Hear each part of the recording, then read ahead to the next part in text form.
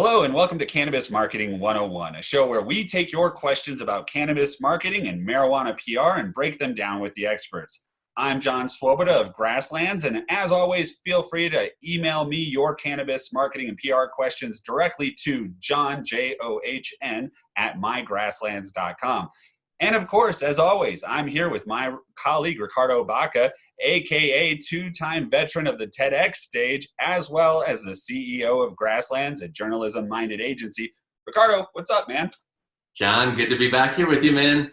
It's as always, it's good to see you. We have another question. As we have mentioned in previous episodes, we are gathering questions and concerns from our colleagues and friends throughout the cannabis industry across the country.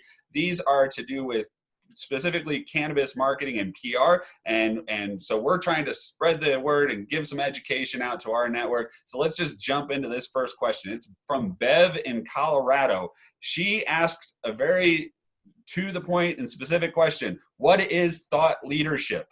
What is it? What's going on? Everybody's a thought leader these days, right? That's what we all say we are. You know, the way I think everybody interprets that a little bit differently, but at Grasslands, we do have thought leadership services. And I'll kind of explain them first before I talk about what I think thought leadership is.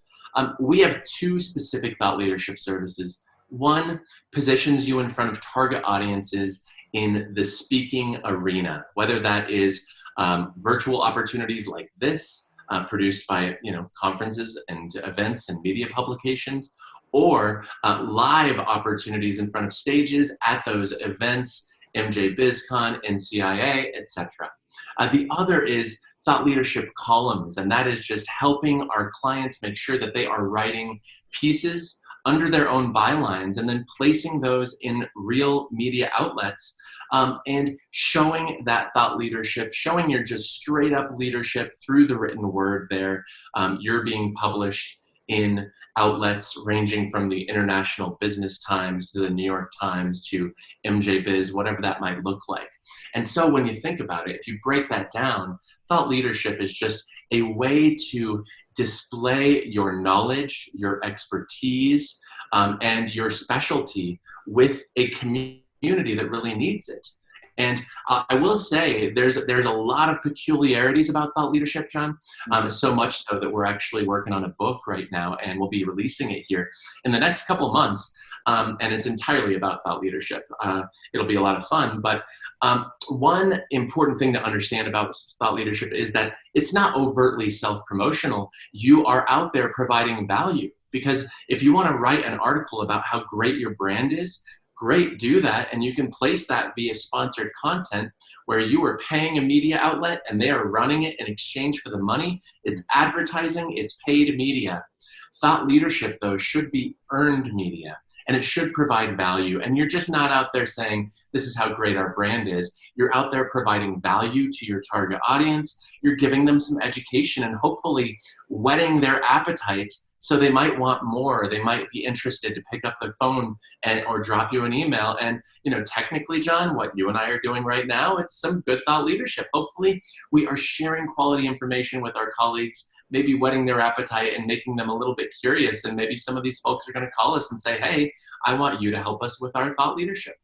That is the hope, right? And well, just going back from my own experiences in the industry, I've been to hundreds of different trade shows and met people virtually, online, in person, etc.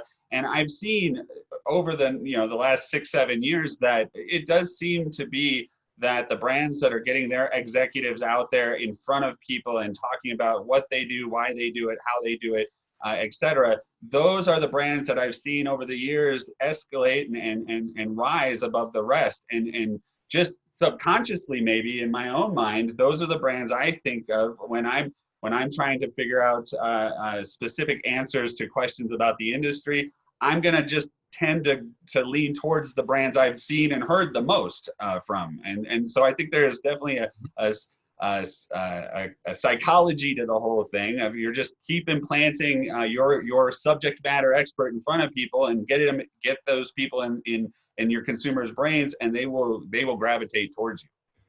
And that's what it is. With thought leadership, you really do need to nail down what is your core expertise, and then how can I get this core expertise out into the world through a mix of owned, paid, and definitely earned media. Because, when you see people speaking at NCIA's East Coast Summit in Boston, they fought hard for that slot. And in many cases, they had an agency partner like Grasslands out there fighting on their behalf, drafting a really compelling speaker abstract with an idea that is relevant to their market and relevant to their expertise.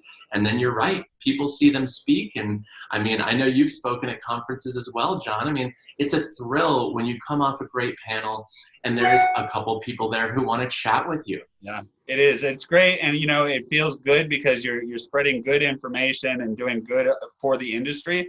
So yeah, it is. It's definitely a thrill. One thing, I'm really curious about it, and it's just because of the stigma of our industry, the stigma of of cannabis in general. Do you think that's prevented many thought leaders from stepping up into the spotlight and really sharing their knowledge base?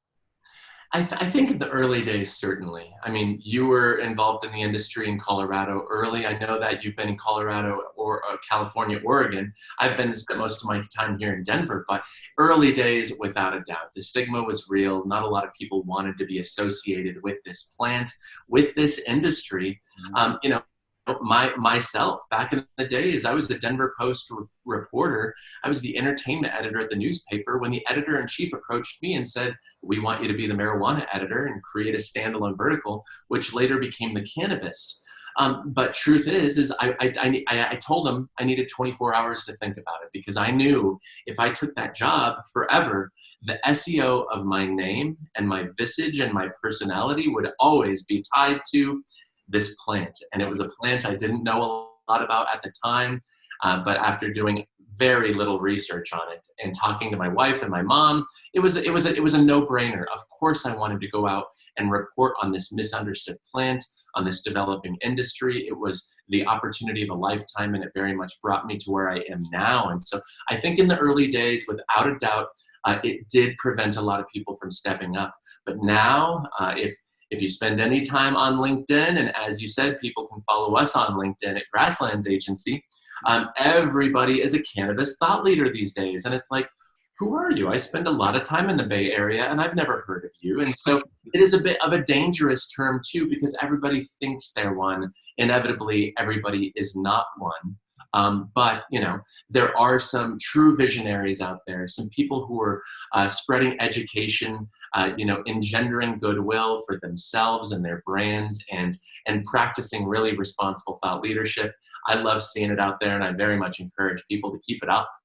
Absolutely. And we obviously love telling their stories and getting them out there to the publications that can get those stories to everyone. So that's awesome. Thanks so much, Ricardo. And of course, we appreciate you stepping forward